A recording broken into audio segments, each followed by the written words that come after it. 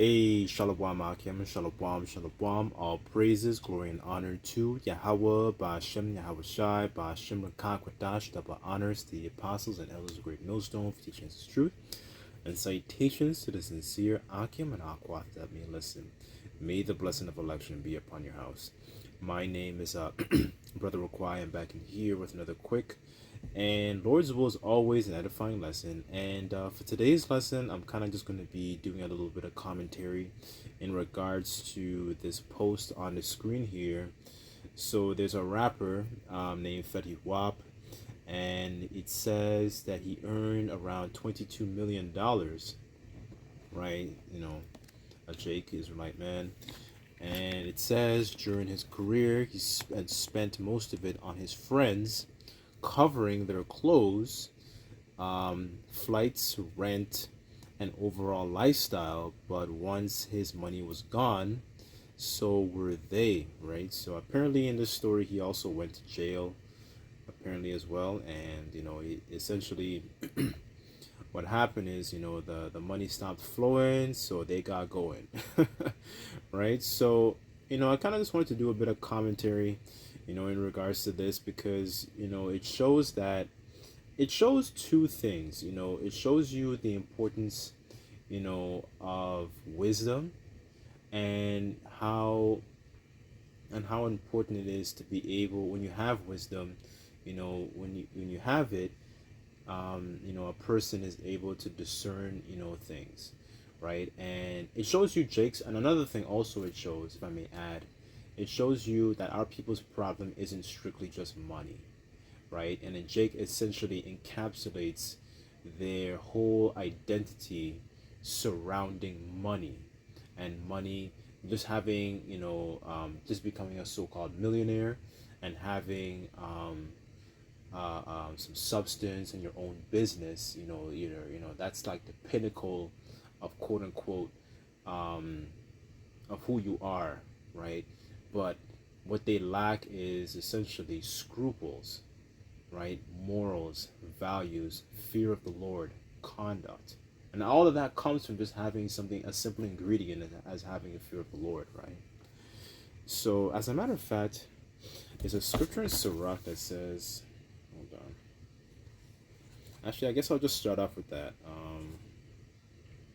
I don't really have a title for the lesson, but Lord's will is always, you know, this will be edifying.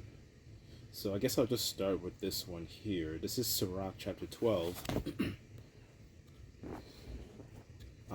verse 8, and it says, "A friend cannot be known in a time of prosperity, and an enemy cannot be hidden in adversity," right? So just when you saw, you know, everything was going good, he was supplying, you know, all these so-called friends their lifestyle, you know, he was, you know, covering their overhead, you know, supplying them.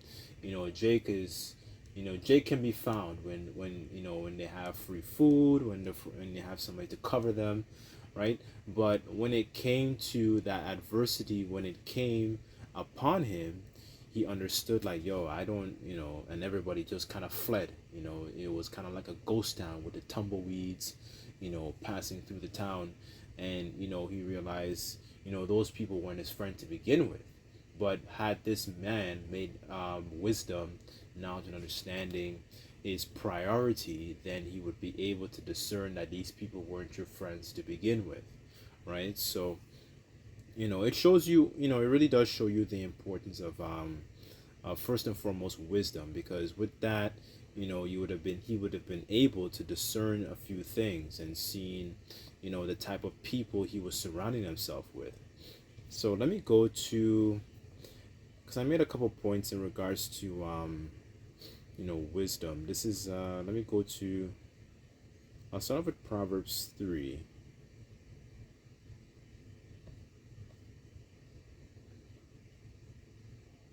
This is Proverbs 3 verse 13, and it says,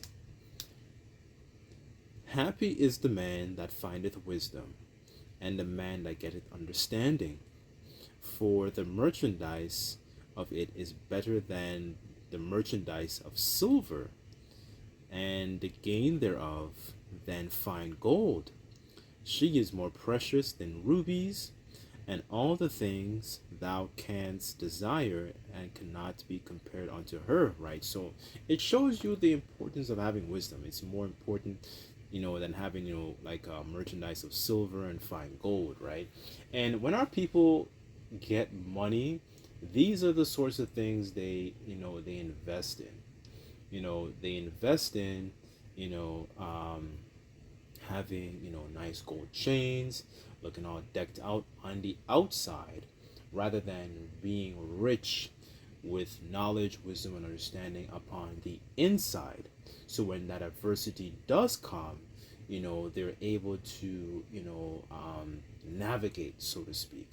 It shows you that our people are poor and destitute, not just physically in their pockets, but more importantly within the spirit, because there isn't an abundance of riches within their spirit. They're destitute of understanding, right?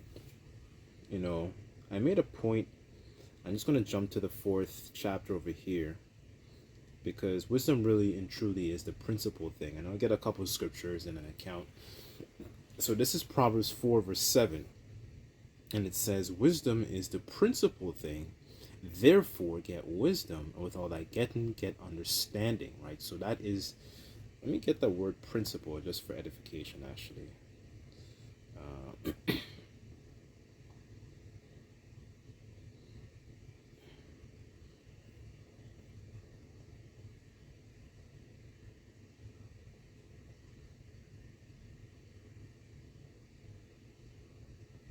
Principle. Zip. Hold on. Okay, so this is.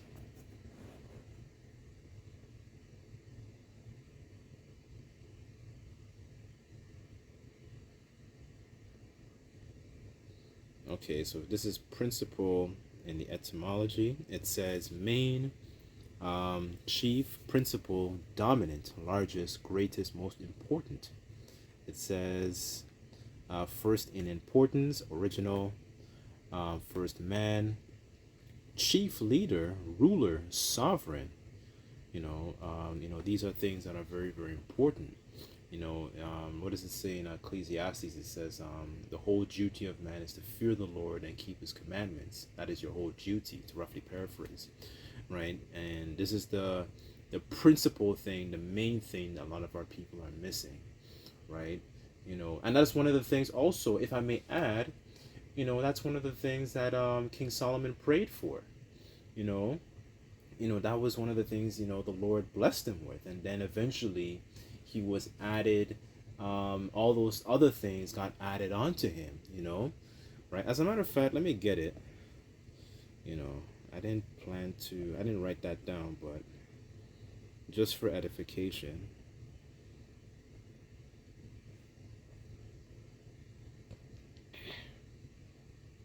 Okay, I'll just get to the point. This is First Kings 3, verse 9. And it says, so like it one second.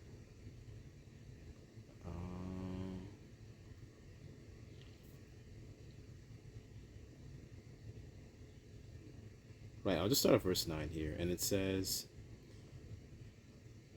give therefore, Solomon speaking, thy servant an understanding heart to judge thy people, that I may discern between good and bad. For who is able to judge this thy so great a people? And his speech pleased the Lord Yahweh Bashmiel Shai, that Solomon has asked this thing. And the Most High said unto him, because thou hast asked this thing, and hast not asked for thyself long life, neither asked riches for thyself, nor hast asked for life of thine enemies, but of thine enemies, but thou hast asked for thyself understanding to discern judgment. Behold, I have done according to thy words. Lo, I have given thee wise and understanding heart, so that there is none like thee before thee, neither after thee shall any arise like unto thee, right? So, this is the thing that, that Solomon prayed for. He prayed for, wisdom, to have an understanding heart, proper discernment, right? And these are like little things that, Jake overlooks. A lot of our young people, they look at, when it comes to like, things that are, quote unquote, I guess you can say it's intangible, spiritual gifts. People don't consider these things as true riches. But when they're in situations like this, they don't have any understanding as to why they're in particular situations or what happens. So they're always left wanting. They're always left destitute. They're always left in lack of abundance, because they're the word of Yahweh Bashim Shai is not dwelling richly within their spirit, so they don't have an understanding of how to navigate. They kind of just basically are like uh, um, people just wandering in a spiritual wilderness, drinking from broken cisterns, right? And a lot of our people get into that industry thinking that they can actually fulfill some void, they get some money, so it feels good. They feel that that hole feels to be fulfilled, within their spirit. But when that adversity comes, so this was like one example of a type of adversity, this rapper faced. When that adversity came, it kind of just like, the money couldn't essentially be a comfort to him. It couldn't be, essentially a something to keep him stable, so to speak. It couldn't resolve the problem, basically, right? So let me get a couple scripts on, friends. So this is Sirach chapter 6, verse 14. And it says, a faithful friend is a strong defense. As a matter of fact, let me get this in the GNT. I haven't seen it in the GNT before. Just bear with me, Akim. Sometimes the GNT reads a bit smoothly. I've been noticing that from one of my elders, right? So I kind of just want to check it out. So just bear with me. Let's see.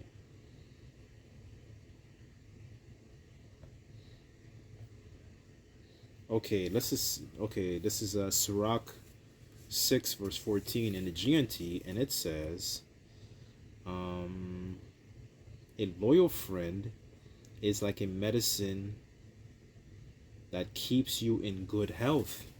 Only those who fear the Lord can find such a friend, right? So really and truly, there's only a small group of people on this planet that actually have true friends, because it's very few people upon the planet Earth that fear the Lord, right? This is it says, oh, I read verse 16. I meant to read 14. Sorry.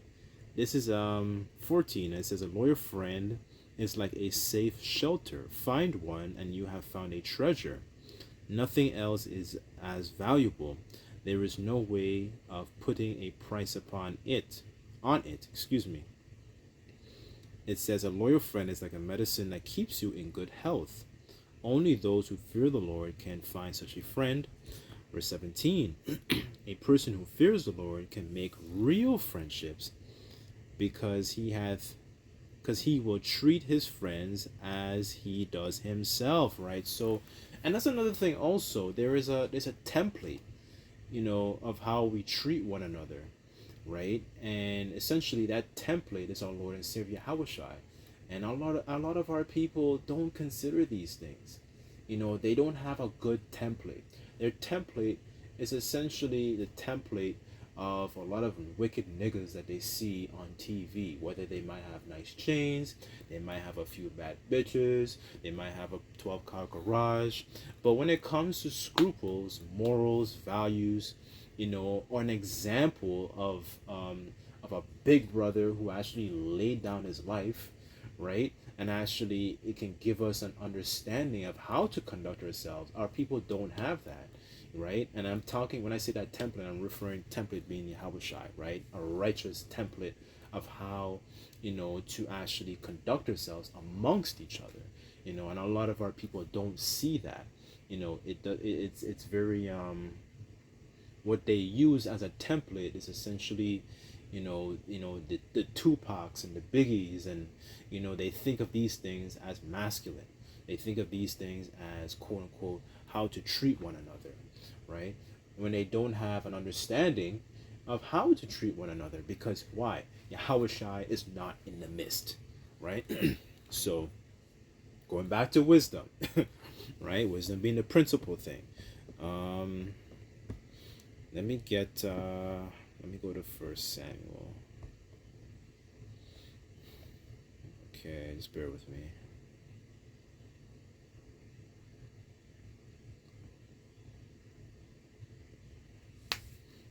This is First Samuel chapter 19, verse 1, and it says in the AMP, now Saul told his son Jonathan and all his servants to kill David, but Jonathan, Saul's son, greatly delighted in David. So he told David, Saul, my father, is seeking to kill you. Now then, please be on your guard in the morning to stay in a secret place and hide yourself. As for me, I will go out and stand beside my father in the field where you are, and I will speak to my father about you. And if I learn anything, then I will tell you. So, right, this is Saul talking to, sorry, this is Jonathan talking to David, King David. Well, he wasn't king at the time as of yet, but like it's his tribulation was pretty much playing out, right? And Saul was basically kind of like tripping. He like he threw some javelins at him. So like Saul was behaving very very carnal, right? Carnal. So you right there and there, going back to one of the first precepts I brought out in regards to the adversity, you see here David is under a sentiment. Well, he's under a situation of adversity. So you see how Jonathan is playing that role, right, of a good friend here, right? So it says here, where was I? Then Jonathan, verse 4, then Jonathan spoke well of David to Saul his father, and said to him, may the king not sin against his servant David, since he has not sinned against you, and since his deeds have been very beneficial to you. For he took his life in his hand and killed the Philistine, and the Lord Yahweh Ba'ashem Yahushai brought about a great victory for all Israel. You saw it and rejoiced. Why then would you sin against innocent blood by killing David without a cause? Saul listened to Jonathan and swore an oath, as the Lord Yahweh Ba'ashem Yahushai lives, he shall not be put to death. So Jonathan called David and told him these things, and Jonathan brought David to Saul as he was in the presence, serving him as previously, right? So essentially, here Jonathan is kind of like, you know what, I want to speak a good rapport upon David, and those things were true. He did slay Goliath, right? And it brought about a victory, right? So essentially, excuse me, Jonathan was going to his father, right, and trying to present kind of fight for him, present his case. He was trying to like he was looking out for his boy, right? You see your friend going through all that. It's like, no man, this is king, he did all this and this for us. He did this for our family and our entire nation, right? So why are you behaving like that, right? So and it shows you the kind of character that Jonathan had, right? That's a good friend, right? That's a decent friend, right? And that's far and few in these days, if I'm being completely honest, right? A lot of our people don't have the morals, right? They might hang out with somebody who they might call friend, and then they get wind that that friend has a girlfriend, and Jake might try to do something sneaky as to try and sleep with that man's girlfriend, right? So Jake doesn't have, going back to wisdom, Jake doesn't care about how they treat one another. They strongly lack that, right? It's not a money problem. It's a bankruptcy in the spirit. There is a lack of, there's a what do they call that? insufficient funds, NSF fees. Jake has NSF fees in their spirit, right? They don't have the understanding of how to navigate amongst their own people, right? So they're found destitute when these times, come about, within their own lives, right? They that have had liberty, they have loathed my law when they had liberty, right? So Jake doesn't see the value, in coming back to Yahweh Shemel Shai, right? Because they it's not giving them the quick fix. It's not giving them the quick money that they need right now. It's giving them, they don't think of the riches, like the scriptures talk about how let the words of a Mashiach Yahweh Shai dwell within you richly. Jake doesn't see that as good substance, right? So, anyways, I kind of went off on a little of a tangent there, but I know I sincerely pray that this lesson was all edifying. I just wanted to bring out this account, because it shows you another side to wealth, right? So, anyways, I'll leave it there, but Lord's will, this was edifying. I'd just like to give all praises, glory, and honor to Yahweh Bashim Shai. Until next time, I say Shalom.